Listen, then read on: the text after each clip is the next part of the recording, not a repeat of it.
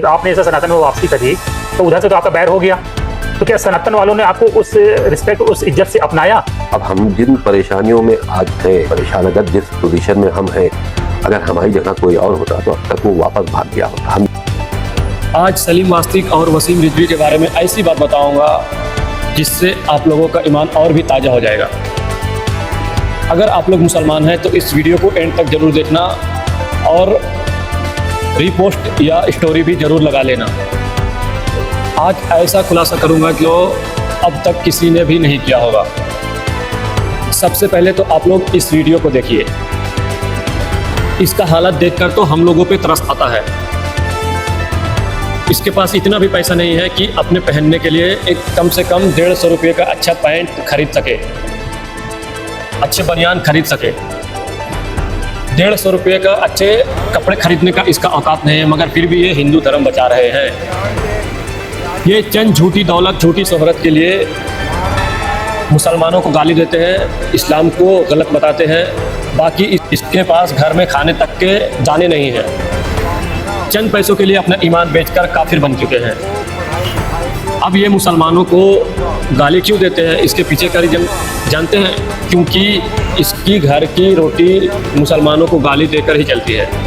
अगर ये मुसलमानों को गाली ना दे, इस्लाम को गाली ना दे, तो ये भूखे मर जाएंगे। आप लोग इसका हालत तो जानते ही हैं। इसका रोजी रोटी यही सब करके चलता है। ये ऐसे लोग हैं जो अपना पेट पालने के लिए चटाई पर भी सो जाते हैं। कुछ पंडित जो सुअर दल वाले हैं, इसको 1000-2000 रुपये देकर इसको एक स्क्रिप्ट देते हैं मुसलमानों को गाली देने के लिए और मुसलमानों को बदनाम करने के लिए, और ये मुसलमानों के खिलाफ जहर उगल देते हैं।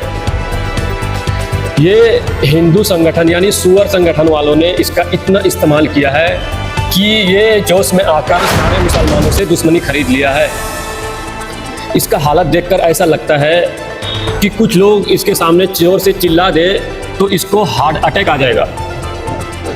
इससे कुछ इबरत हासिल करो। ये सुअर संगठन वाले 1000-2000 देकर तुमको आगे चढ़ा देंगे, फिर साइड हो जाएंगे। इसका जीता जाता उदाहरण आप देख सकते हो। अब आप लोग वसीम रिजवी का नाम तो सुना ही होगा, जो अब जितेंद्र। अगर मेरा बस चले तो मैं दुनिया से इस कुरान का नामो निशान मिटा दूं।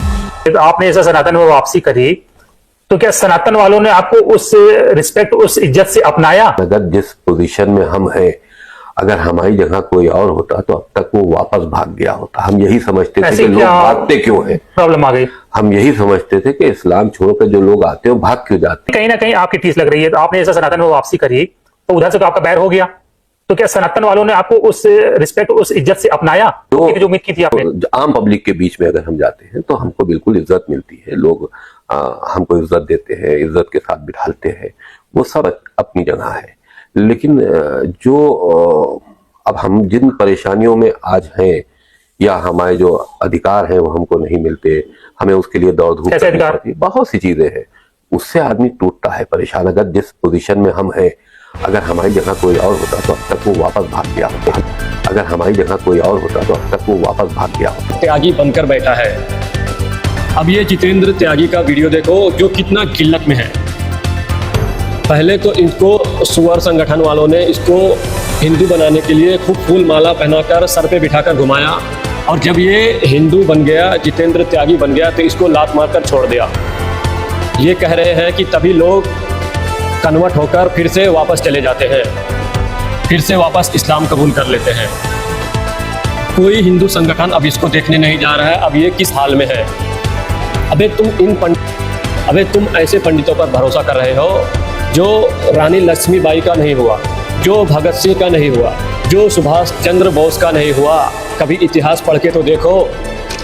अब इतिहास का तो छोड़ दो, जो दलितों का नहीं हुआ, यानी जो गरीब हिंदू है उसका नहीं हुआ, जो पंडित होकर दलितों का नहीं हुआ, तो हम मुसलमान जो आसरा लगाकर बैठे हैं वो हम मुसलमानों का होगा। अपने आंखों से पट्टी हटाओ। अभी तक तुम लोग इन सुअरों का चाल नहीं समझ पाए हो।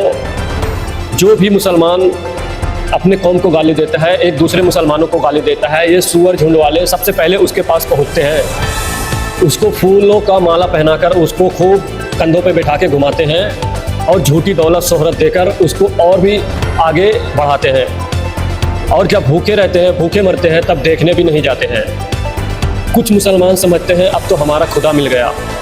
हम तमाम मुसलमान भाइयों से गुजारिश करते हैं कि अपने ईमान पर आ जाओ, नमाज पे पाबंदी करो और अपने गुनाहों से माफ़ी मांगकर अपने रब को राजी कर लो।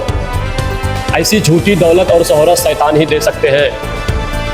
हम लोग या तुम लोग ऐसे मुसलमानों से बचो, तुम लोग ऐसे शैतानों से बचो, ऐसे गुमराहों से बचो और अपने ईमान पे कायम रहो और अल्लाह से अपने गुनाहों का माफ़ी मांगो।